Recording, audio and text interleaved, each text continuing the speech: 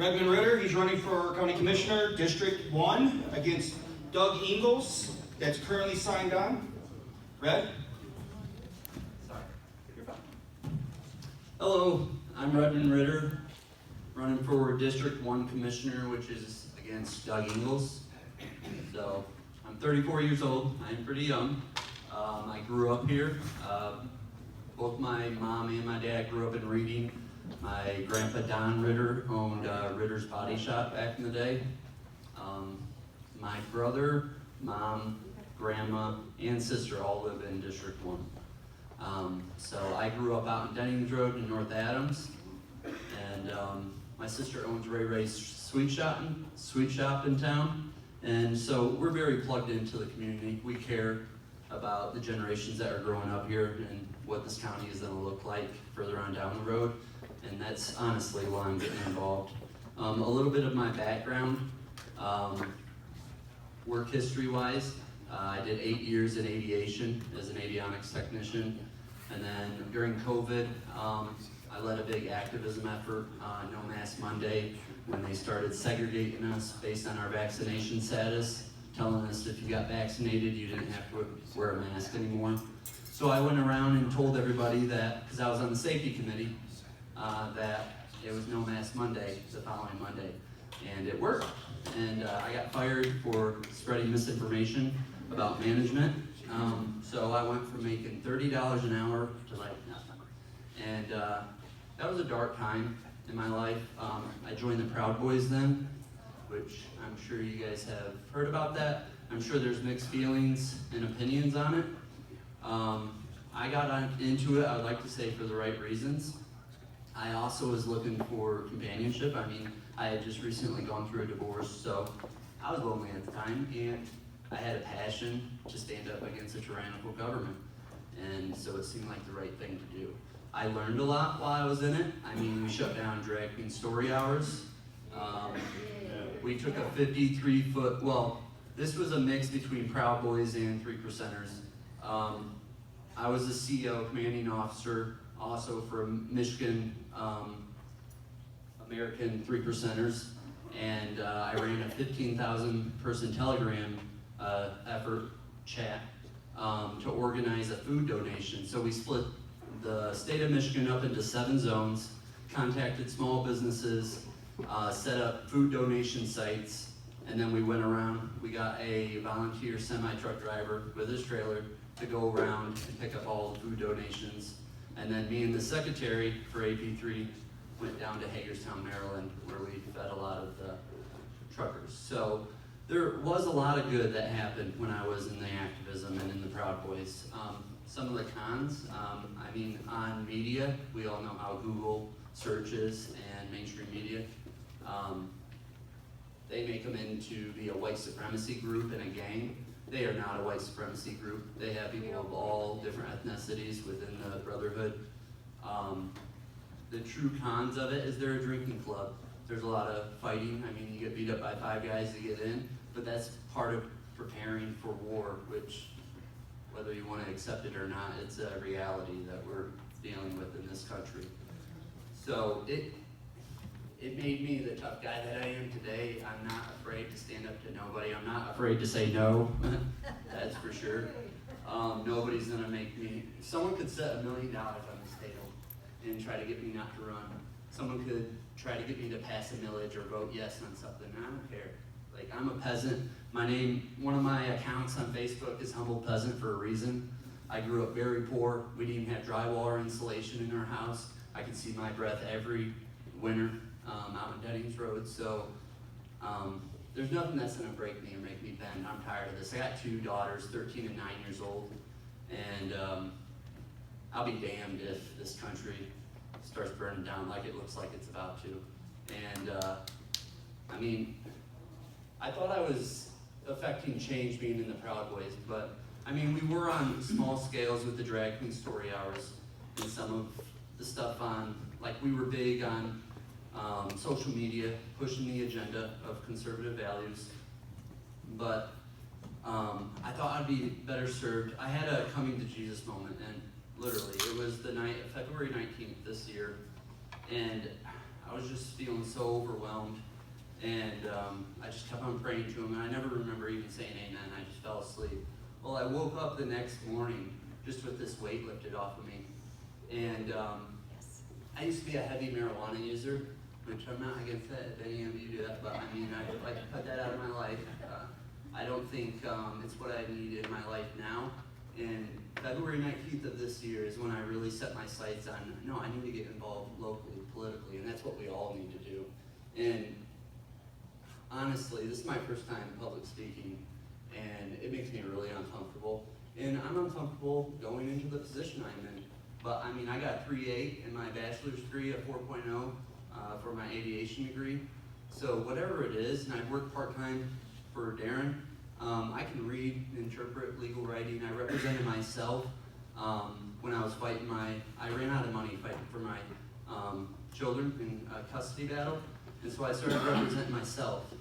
And they started telling me that I was trying to intimidate the court because I was so assertive. So if that says anything about me, I hope that you don't judge me based on joining a group like the Proud Boys, because there are a lot of good things about them. And just like with any group, there's a lot of bad things too that kind of come out of it. I mean, we're all human.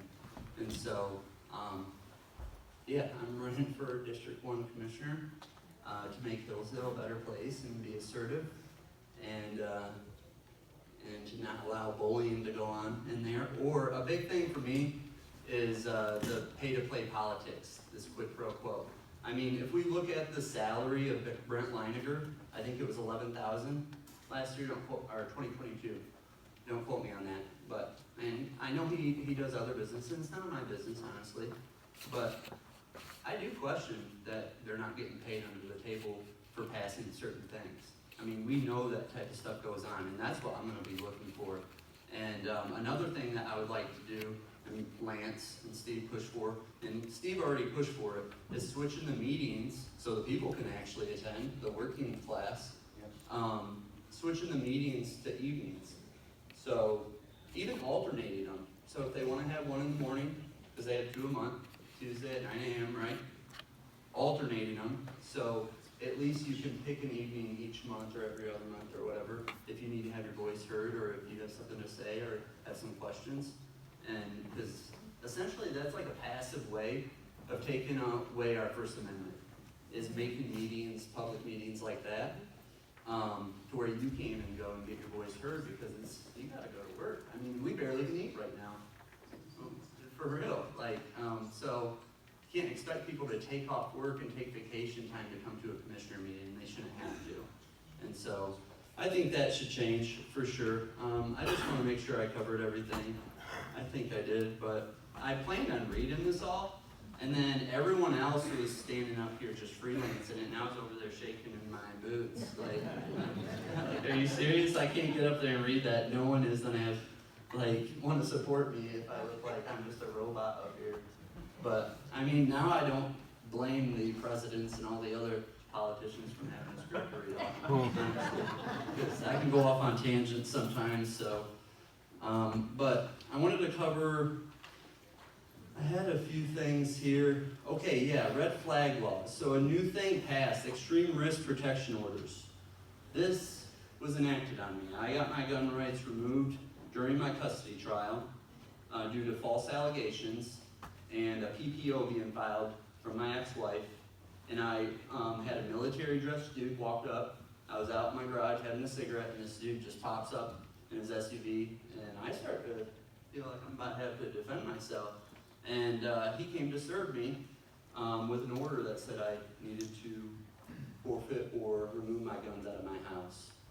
With no proof, all allegations from my ex-wife on a PPO that I fought myself, and I got it completely thrown out and got the lien removed from my gun rights that day in court. She almost didn't. I had to ask right before she dismissed us, and then I had to ask her, and she ended up printing it out. But that went on for like a month that I wasn't supposed to have guns in my house. So I transported them to another location because I didn't want to get in any more trouble. But those red flag laws are real.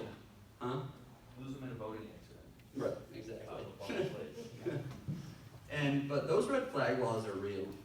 And if we don't do something like pass, I know we passed a resolution, I think it was benzene, passed a 2A resolution ways back, was it like 2019, 2020? After they took the teeth out of it.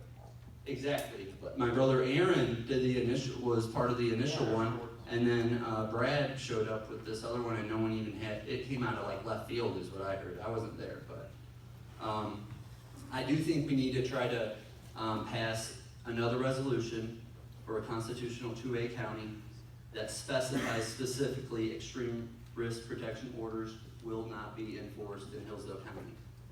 And I think that's a big, big thing. And the last thing I kind of want to go over is just transparency, the FOIA process. Just in the short time that I helped Aaron out here and there, Mark Wiley controls the FOIA.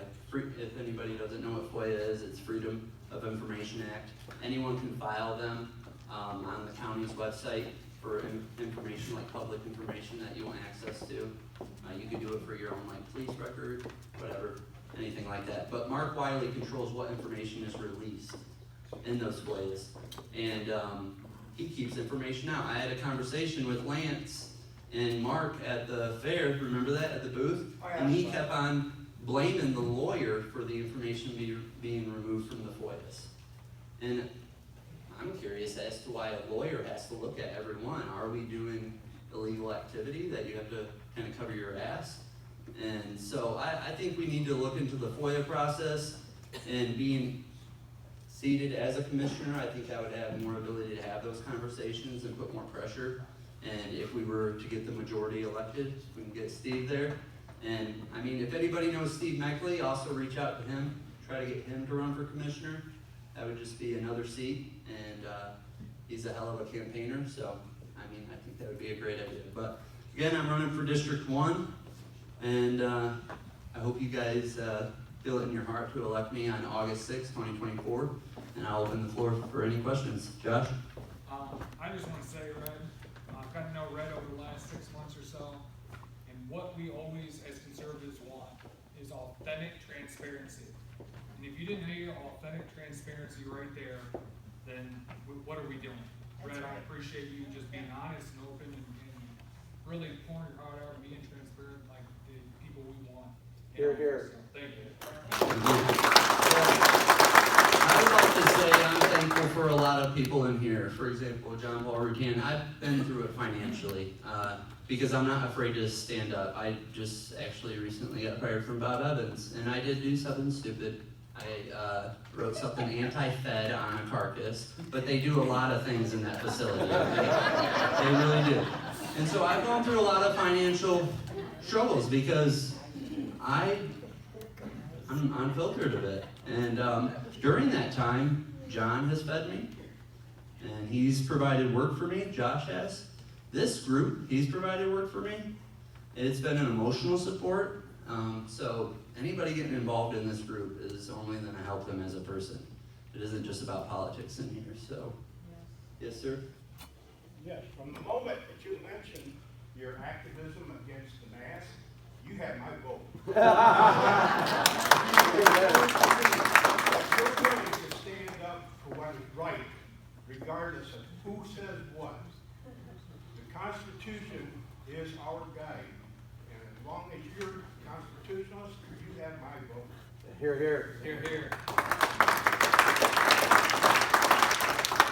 I can just say that both the last two individuals who spoke are two people, no question, are going to be unwavering in their commitment. I mean, if you talk to either one of them, no chance in hell of winning an argument. So, but that's what we need up there, is someone who's not going to go along to get along. And, you know, Red, he's newer to the group, but I've known him going back to church since we were little kids. My grandparents, too, remember him from that. And I'm just really proud of you, man, and your journey and what I've seen since you came back to Hillsdale and what you fought.